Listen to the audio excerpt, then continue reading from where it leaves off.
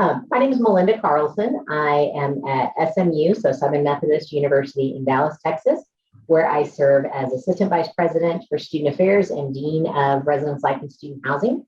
I have been here for almost 3 years, and this is my last semester on the Women in Housing Network in one of the chair or co-chair positions, and I'll transition off in January. So this is likely one of my last events, I guess, but glad to have all of you with us, and thanks for being here. Melinda, you will be missed. I'm already crying. Please don't leave. But hi, everyone. My name is Paige Hicks. I use she, her, hers pronouns. I'm an assistant director at the University of South Florida, Tampa. And this is year 2 for me as a Women in Housing co-chair. And so next year, I'll get to serve as chair, and then I get to pass it on to Deanna and Star, who is doing a lot of great work with the network right now. So Deanna, you want to go after me? Good afternoon, everyone, or evening, depending on where you are in this world. My name is Deanna C Hughes, and I have the pleasure of serving as a residence coordinator at Florida State University. I use the She, Her series for those that may be like, what's her name again? She and Her is fine. And I am serving in one of the co-chair elect roles for Women in Housing Network. That's Nick the Star. All right. Hey, everyone. I'm coming at you from the Tampa International Airport. Just landed. I'm attending the Adirondack Summit because I am the new Director of Residential Communities for Swarthmore College. And I'm trying to get us into the year 2021 with using a housing software, right? I'm also serving as one of the co-chair elects with the wonderful Deanna. And primarily, I support the marketing and engagement circles within the Women in Housing Network. She, her pronoun series as well.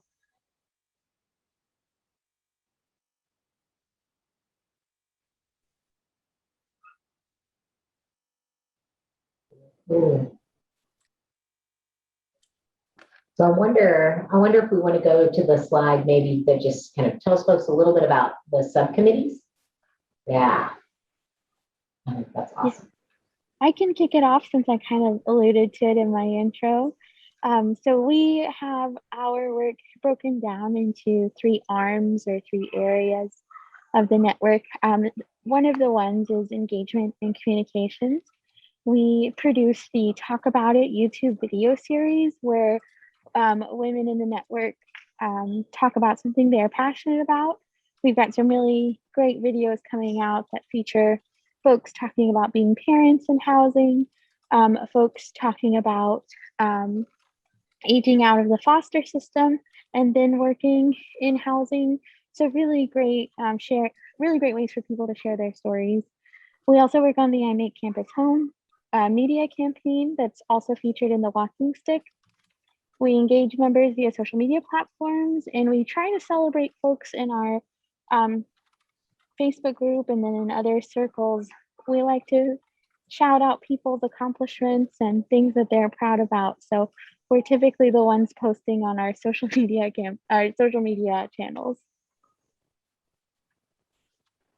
Good deal. And I'll go next. And actually, one thing that I want to share that a lot of it was in response to the good work done on the engagement and communications subcommittee, as well as membership development subcommittee. If you look at the logo in that top right-hand corner, and you'll see it's women spelled W-O-M-E-N. But then when you look at the text that we have on all of the slides, we have chosen W-O-M-X-N. And we actually got word recently that will officially change in our logo very soon so that the Women in Housing Network can be more inclusive, which I think is just pretty outstanding. So really good stuff. Education subcommittee is the one that I get to work with. And Camille Darby, who is at the University of South Carolina, chairs that subcommittee, and we work on the research poster series. That's a feature at ACE, as well as putting articles and resources within the Kuhawai portal for people to have access to. We do a panel at ACE, and that group typically curates kind of who's going to be on the panel. And then something that's likely an ongoing or a work in progress is this Women in the Workplace scorecard, where we are hoping to have something where folks will be able to reference it as they are making decisions on staying at institutions, moving to different institutions, where they will be able to either rank an institution themselves or see where the institution has been ranked already in things like leave policies, partner policies, and those types of things all in one location. So kind of trying to identify women-friendly workplaces.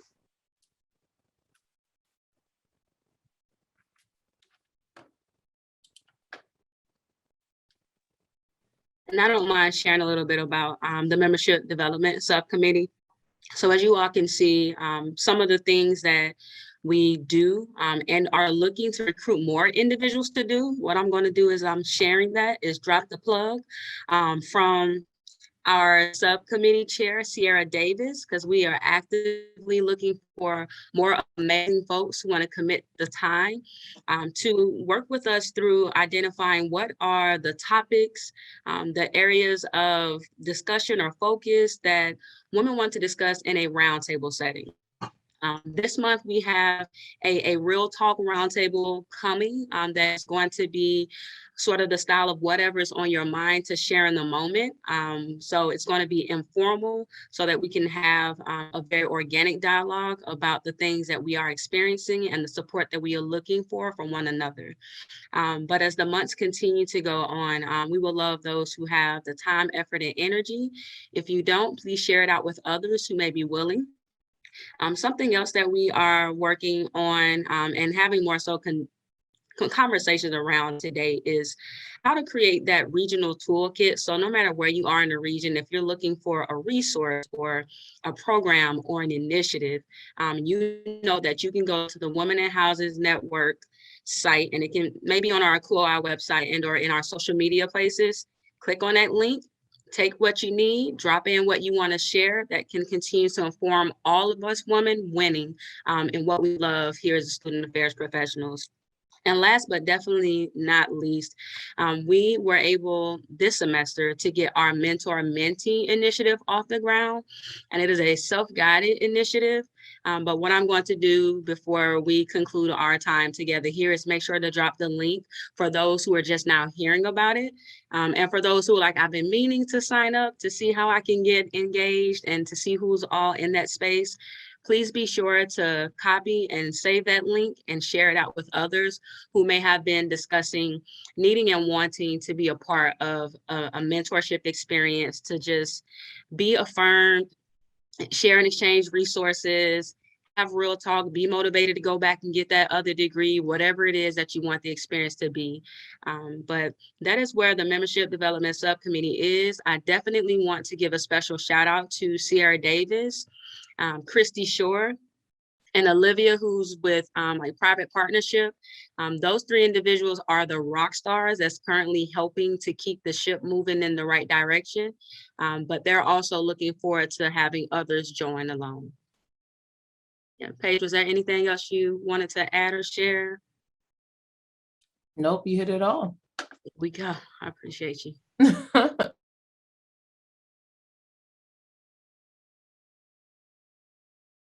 I can quickly highlight some of the things that we've done in the past and that we've been currently working on. And so this is just a few examples of some of the things that we do monthly with our Women in Housing Network. And so I think the most successful thing that we really like to do are the roundtables, giving folks space to talk, to process, to understand, to heal, to cry, to just even be heard and seek advice. And so we'll try to host monthly roundtables to connect and engage with folks. And so here are examples. And then we also just, we've collaborated with other networks and done some presentations on around how do we support women in the workplace. And so that's been really successful. And we're excited to continue doing the work in 2021, 2022.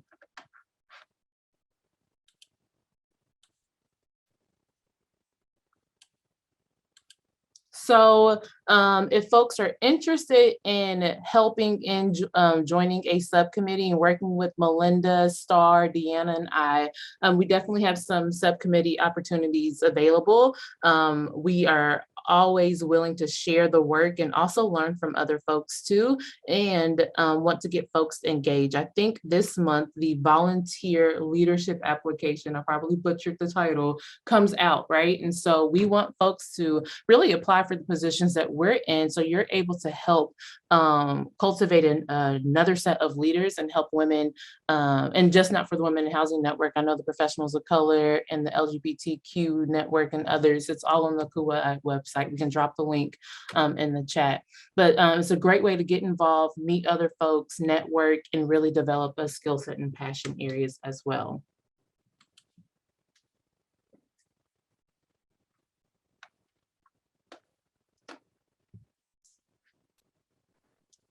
So this next part is really where we want to hear from you all.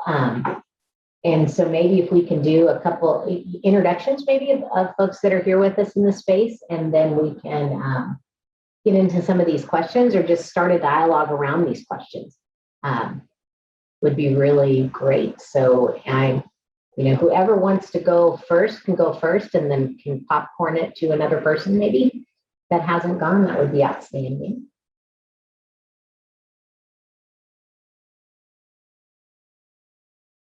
Make me pick somebody to go first, don't you? Yeah, Shaylee. Yeah, I can go. Hi, everyone. My name's Shaylee. My pronouns are she, her, and hers.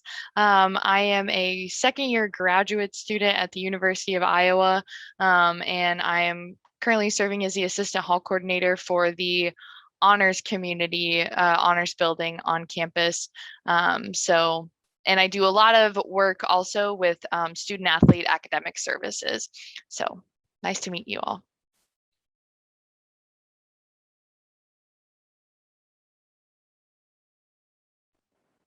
I'm going to send it to somebody else, Shannon. Sure. I see Liza on my screen, so I'll go to Liza. Hi, everyone, again. My name is Liza Lerino. I serve as a resident life coordinator here at the University of South Florida, Tampa. Paige Hicks is actually my assistant director, so it's always a pleasure to be in a space where she's at. I, again, just recently got into this role as a full-time professional staff member in housing, but I served as an assistant resident director at the University at Albany back in New York for 2 years.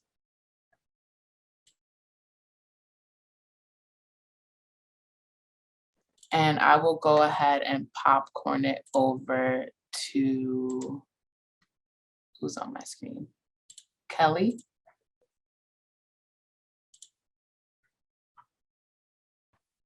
Sure, sorry, background's off because kids just came home from school. My name's Kelly Hartnett. I'm a program manager in our engagement, learning, and support unit within our residence life department. I'm at Texas A&M University in College Station, Texas. I've been in the role for 3 years. I directly oversee our living learning community program, and then we just hired a program coordinator to handle our academic peer mentor program, and so I'm supervising that new professional as well. Melinda, why don't you go? Yeah, so I think, and Kelly, I think you joined us a little bit after we started, but it's good to meet you and glad to have you here. I am, I think for your purposes, I am Assistant Vice President for Student Affairs and Dean of Residence Life and Student Housing at Southern Methodist University. So also in Texas with you, Kelly. And so for Paige, maybe Paige, Deanna, and Star, if you want to say a quick shout out to Kelly and let her know where y'all are. Hi, Kelly. My name is Paige Hicks, she, her, hers. I'm an assistant director at University of South Florida, Tampa. Also, Texas is home for me, so shout out to Texas. I echo that sentiment. I see Texas is in the building. But I am Deanna C Hughes. I use the She, Her series, and I have the pleasure of serving as a residence coordinator at Florida State University in Tallahassee, Florida. I will wrap up the Texas bandwagon. Kelly, also from Texas. My name is Starlin Goria, Director of Residential Communities now for Swarthmore College, and I support the Women in Housing Network as the co-chair elect with Deanna Hughes.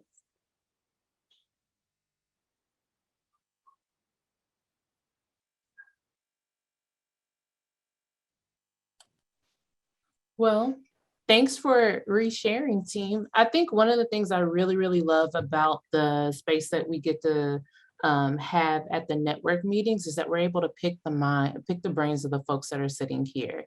And it really helps us as we start to curate content for the rest of the year and starting and kicking off 2022. What are things that folks are interested in seeing from us? And so for the folks that are in this room, we gave you a very broad overview of what Women in Housing has done in the past and what we want to do in the future. What are some resources that you would love to see from the Kauai Women in Housing Network? What are some grand ideas that or topics that you think that we should cover that folks are going through or navigating as we are right now in this time of still going through COVID, job security. Right now, I'm finding that it's hard to pick up folks, even staff morale, or even budgeting, small things. So just broad topics that you would love the Women in Housing Network to cover in the future.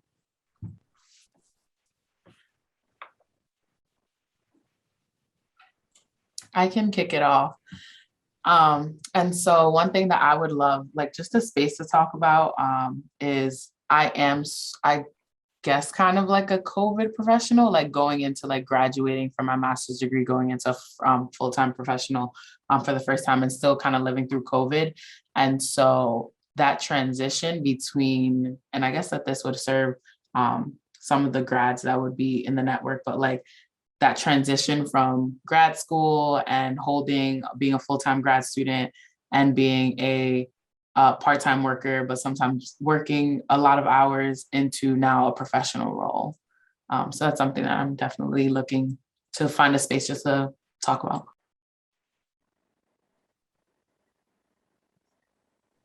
Thank you for sharing that with us, Liza. I see us taking notes too. I saw all of us.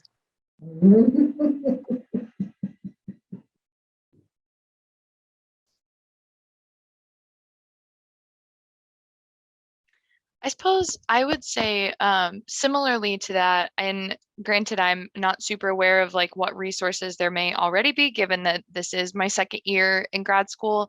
But I know there's a lot of resources around like Akuhuai internships and things like that. I'm curious if there's spaces for conversation or resources for like women in housing seeking like their first professional, like first full-time professional opportunity, and just like the job search and navigating all the things that comes with that, because that's something that's very prevalent in my mind right now. So that's just something I'm thinking about.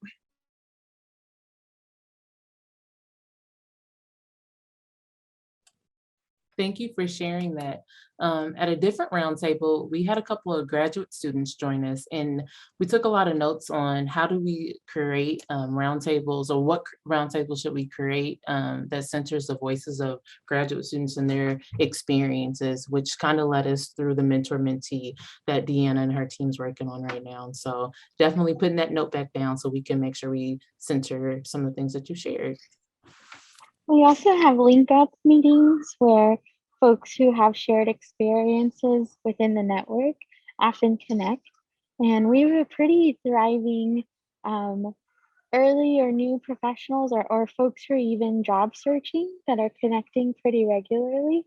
And I'm happy to connect you both to those links within the network. That would be amazing, Star. Thank you.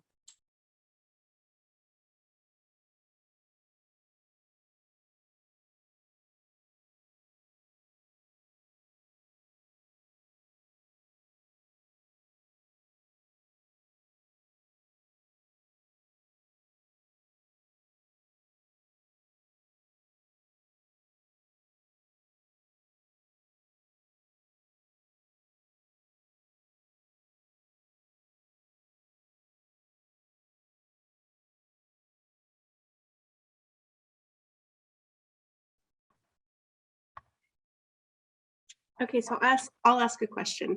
Can you kind of talk a little bit about what's have been some priorities for this group in the past, and what makes it valuable to have something specifically geared toward women in our profession?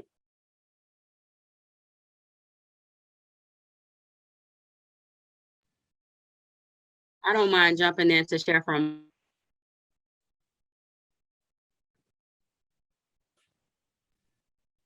I think we lost you, Deanna. Hello, can y'all hear me now? Hey, yeah, so for me, what has personally been valuable is knowing that there are folks who have come before me that have navigated like those fearless waters of what it's like to be a woman, that's sometimes a minoritized individual doing all the amazing things, but not necessarily getting the credit deserved, and or not necessarily being promoted to opportunities to manage in a forefront position. So I think of, VPSAs, I think of deans, I think of provosts, I think of directors and executive directors. But it's been invaluable for me to hear sometimes like it's okay to take the cape off, the person that's carrying the water, being the amazing mom, trying to manage the partnership, keep the household, and take care of your building and your residents and your student leaders. I've also appreciated hearing narrative that is possible whenever I felt like there may have been some barriers because of my love for being in a student affairs professional in housing. Like, can I have it all? And or like, where do I need to compromise? Should I have to compromise? So all of that to say, like, that's been valuable for me because hearing from other folks across the regions have given me like my voice to confidently share things in team meetings, to allow for this narrative to go beyond the safe spaces created for us to just be, and talk about the different things that sometimes only women truly understand, that is often kind of put on the back burner because we do take care of everything and everyone else. So even those self-care real talks and strategies to incorporate to make sure that we're moving at our best has also been of value to me as well. But seeing that my institution appreciates my commitment, and how I've been entrusted to do more, as well as be blessed and compensated for more because of my service, has also been like one of the personal benefits. But I would love to talk more about just like it from my vantage point, because I'm sure I see the head nods, but I'm sure, Melinda, Paige, and Star also have some things to share regarding like the value and the benefits to it. Some of the things If I I really, could, go for it, Paige. No, you go. I'll make it quick. Some of the things that I really appreciate about the Women in Housing Network is that as I've been trying to advance in my career in housing, we've had a lot of roundtables and spaces where we've had senior housing leaders and officers tell us, here are the skill sets that are needed. These are things that you need to capitalize on. I would guide you to do certain things, and it gives you the language that you need, and to go back to a supervisor, to a director to say, hey, how do I get X, Y, and Z experience? Or to even, and in those spaces, they'll even help folks frame that too. Like, you should ask about these things because when you go into different arenas, these are things and tool sets that you're going to need. And so while we do open up and we have space for people to share candidly what's going on, I've also been able to really develop my skill set as a housing professional, and to learn from others and some of their mistakes that they've made along their journey. And so I appreciate the wisdom that's always in the room, folks willing to share, and folks that have even served on roundtables or panels. I've been able to email them and say, hey, I really would love to follow up on this comment. How can I do this? What should I do? And so I've been really thankful for the space that Women in Housing has been able to create for me and others. I think it's a vetted network. There are some professional development networks that are around that seem pretty political or pretty maybe not, maybe they don't have the best intentionality, but I know that if a job is posted on our Facebook group, there's someone that can speak for that area or will be honest in answering questions. And that's not something that's necessarily typical in other groups. And something that I really, really love and has just solidified my love for the field is when folks in the network can come together and say, you know, hi, I'm a parent and I'm tired and I just need some reassurance. And then 10 people will get in the comments and say, I feel the same way you do. And I think we've all seen COVID exhaustion. It's what my staff is calling it. So it's been really nice in the last year and almost 2 years of the global pandemic to connect with folks who just understand what's going on or what I'm feeling as a housing professional and as a woman of color. It's really major for me. So I think it's like a vetted professional network, and then it's really great to connect with folks who maybe walk the same paths that you do.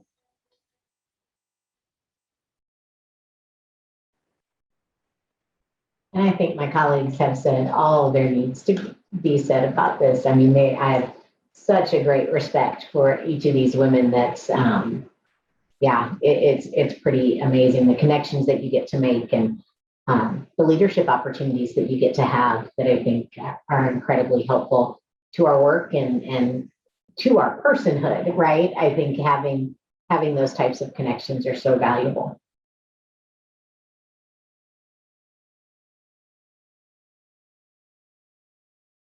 But that was a really good question, Kelly. Thank you for asking that. You got me a little bit up in my heels as I was listening to those.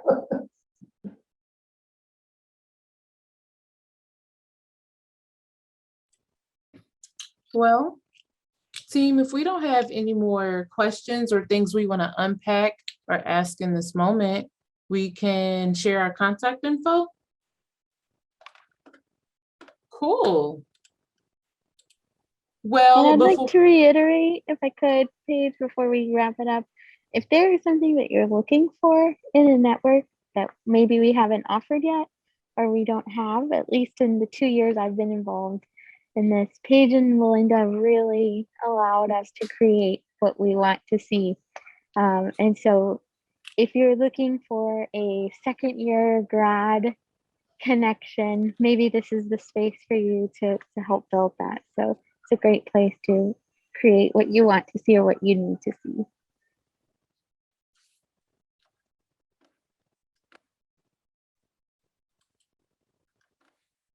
Thank you for sharing that, Star.